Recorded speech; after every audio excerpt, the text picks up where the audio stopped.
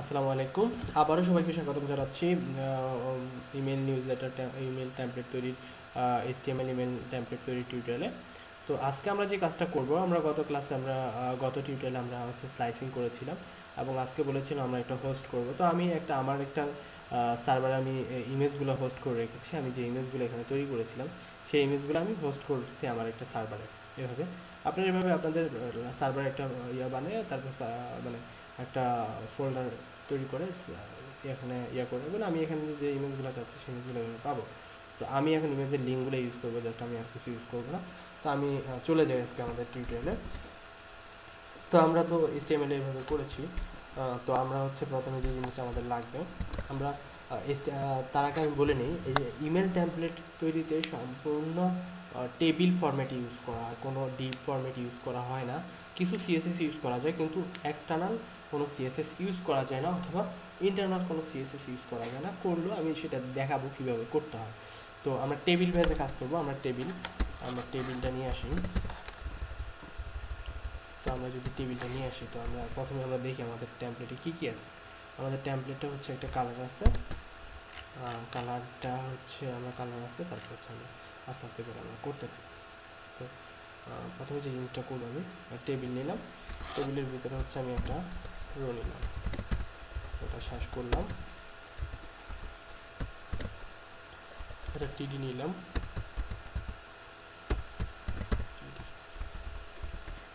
এখানে আমি টেবিলের উইথ দিলাম 100%। টেবিলের বিজি কালারটা আমরা নিয়ে আসি, এখানে যে কালারটা আছে সেই কালারটা দেখি আমরা কী কালারটা আছে। এটা এই কালারটা আমরা ধরে নিয়ে যাই।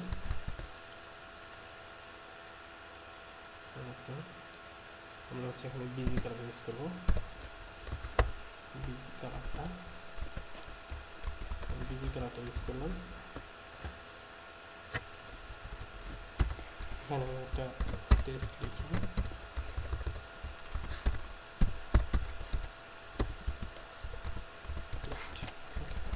আমি যদি আমার টেমপ্লেট ফিরে যাই, তাহলে দেখবো ওকে, আমি ওই কালারটা আমরা পেয়ে গেছি। আমরা যে কালারটা চেয়েছিলাম সেই কালারটা আমরা পেয়ে গেছি।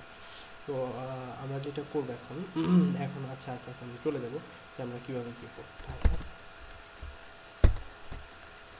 ওকে, এবার আমার এখানে একটা টেবিল নেওয়া হয়ে গেছে। টেবিল নেওয়া হওয়ার পর আমি যেটা করবো, এবার এখানে আমি আমি এখানকার যে ইয়েটা আছে, এই কথাটা আছে, আমি কথাটা কপি করে নিয়ে যাবো।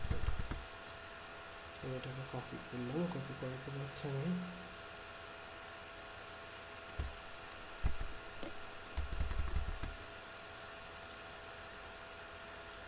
আমি এটার পিটা আর আমি করবো সেন্টারে। কি কালারটা আছে সেটা একটু যদি দেখি, যে এটা কালারটা কি আছে। মানে দুইটা কালার ইউজ করেছে, এটা নিয়ে যাই।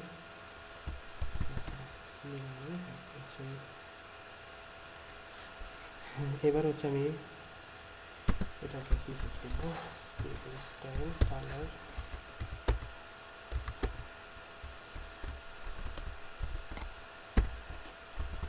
কালারটা কালার হয়ে গেছে। এখন আমার এইখানে একটা ইয়ে দিতে হবে, যেহেতু আমার এটা একটা ক্লিক হবে, যে যদি কেউ আনসাবস্ক্রিপশন করতে চায় তাহলে যাতে এটা ক্লিক হয়ে যায়। আমি এটা ক্লিকেবল করলাম, এটা ক্লিকেবল হয়ে গেল। আমার জিনিসটা আমার ক্লিকেবল হয়ে গেল। তারপর এই ক্লিকেবল যে ইয়েটা আছে সেটাকে আমি আজকে কালারটাকে চেঞ্জ করবো।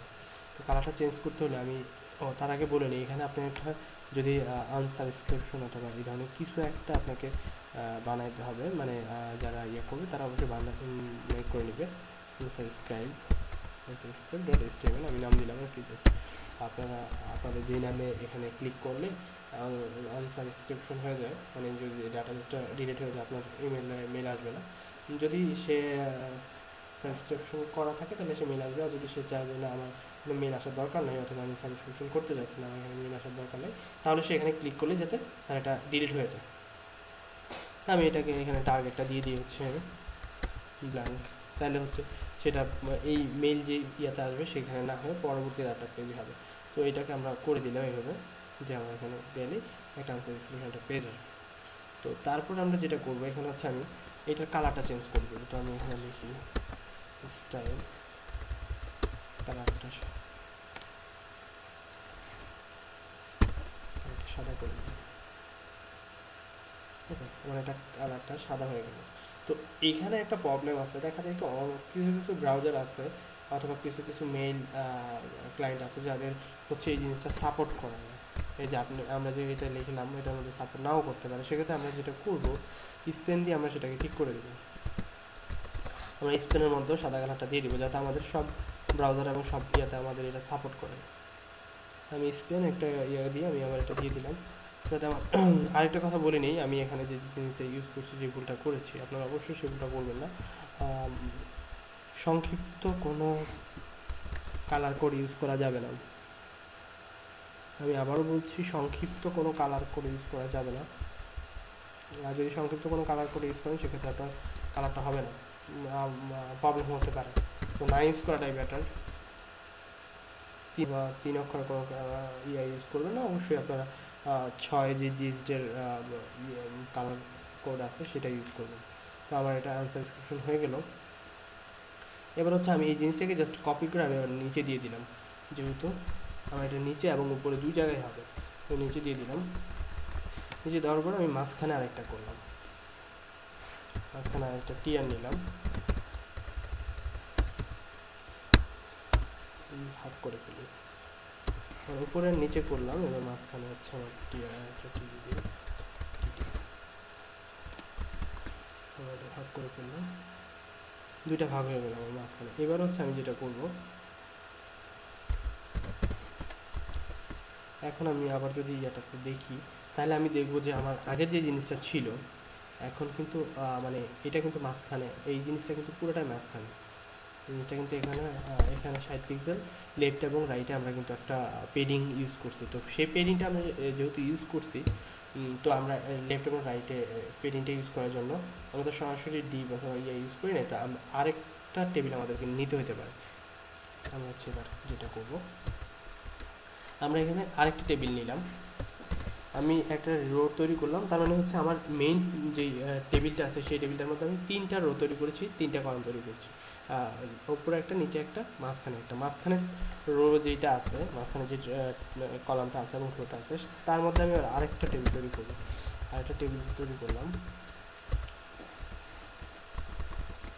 তৈরি করার পর আমি এটা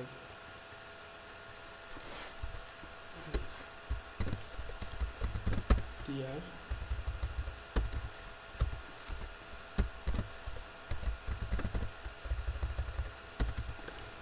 এবার হচ্ছে আমি এখানে ইমেজে যে এবার এখানে আমি উইথটা দিব, উইথ হচ্ছে আমার 480, যেহেতু আমার লেফট এবং রাইটে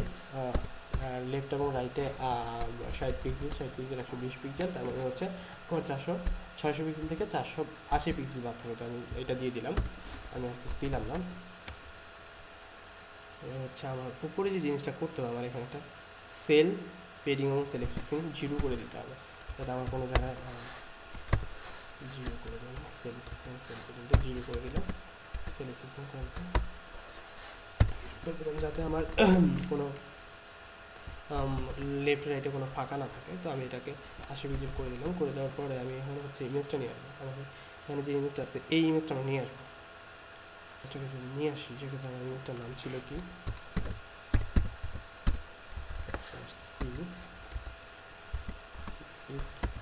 হচ্ছে 480 পিক্সেল। সরি, তার আগে আমাদের যেটা করতে হবে, আমাদের লোগোটা রয়ে গেছে, আমাদের উপরে হচ্ছে লোগোটা আছে। ইমেজের একটা দিলাম, ওটা দিলাম হচ্ছে, আমি এটার নাম দিয়ে নকশি ফ্যাশন, ওটা ইউজ করলাম, নকশি ফ্যাশন, এটা দিলাম। এবার হচ্ছে আমি ইমেজটা, যে ইমেজটা আছে আমার সেই ইমেজটা যেখানে হোস্ট করা আছে, আমি লোগো ডট এইটাকে আমি কপি করে আসবো। এবার হচ্ছে এটাকে যদি দিয়ে দিই, আমার ইমেজটা এখন সার্ভার থেকে আসবে। আমি যদি এখন দেখি এবার আমার ইমেজটা সার্ভার থেকে চলে আসছে। এখন হচ্ছে আমি এই টেবিলটার অ্যালাইন ইউজ করবো সেন্টার, তাহলে হচ্ছে আমার এটা মাঝখানে চলে আসবে। এটা মাঝখানে চলে আসছে। এখন হচ্ছে আমার লোগোর কাজ শেষ। আমি হচ্ছে এবার ওই টেবিলটার মধ্যে আরেকটা টিয়ার নিই, টিয়ারের পরে আমি আরেকটা টিডি নিলাম। এই টিডিটাতে হচ্ছে আমি এবার আমার ব্যানারটা ইউজ করবো, যে ব্যানারটা আছে সেই ব্যানারটা আমরা ইউজ করবো। আমি ব্যানারটা যদি ইউজ করি, আমি হচ্ছে এটা ব্যাকে যাই, ব্যাকে যাওয়ার পরে আমি হচ্ছে ব্যানারটা, এটা ব্যানার জেপিজি নামে আমি সেভ করেছিলাম। আবার ইমেজ ইউজ করি, ইমেজটা কাটা, ইমেজটা দিয়ে দিলাম, উইথ দিলাম হচ্ছে 480 পিক্সেল, অল্টার কি আমি দিয়ে দিলাম হচ্ছে নকশি ফ্যাশন ব্যানার্স, ওকে, নকশি ফ্যাশন ব্যানার্স দিয়ে দিলাম। এবার হচ্ছে আমি ভিতরটাকে দেখি, দেখবো যে আমার ইমেজটা সার্ভার থেকে আসছে। ওকে, আমার ইমেজটা চলে আসছে। চলে আসার পরে এবার হচ্ছে আমি আবার আরেকটা তৈরি করি। এরপরে আমাদের কী কাজ, এরপরে আমাদের কাজ দেখি আমাদের কী কাজ আছে। এরপরে আমাদের কাজ হচ্ছে আমাদের এখানকার একটা ব্যাকগ্রাউন্ড হচ্ছে, ব্যাকগ্রাউন্ডটা সাদা। তা আমরা চাইলে ব্যাকগ্রাউন্ডটা সাদা এখানে আমরা এবার ইউজ করি। এখানে আমাদের যে কাজটা করতে হবে, এখানে আমাদের আরেকটা টেবিল নিতে হবে, যেহেতু এখানে প্রত্যেকটা 4টা করে অংশ, প্রত্যেকটা 3টা করে রো কলাম আছে, 2টা রো, এই 2টা রো, এই একটা রো, একটা রো এবং 2টা কলাম আছে। তো আমাকে আবার আরেকটা টেবিল নিতে হবে। আমার কোন টেবিলটা হবে, আমার এখানে আবার একটা টিয়ার নিতে হবে। টিয়ার নিলাম, টিয়ারের ভিতরে একটা টিডি দিলাম,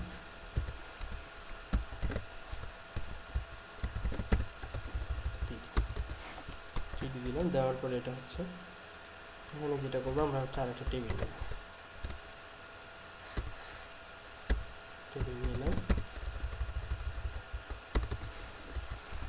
টেবিলের মধ্যে একটা টিয়ার দিলাম,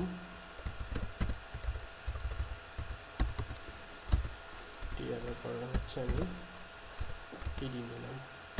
তো আমি দেখি আমার কয়টা টিডি দরকার, কয়টা কলম দরকার। আমার 3টা কলম দরকার, 1টা 2টা 3টা।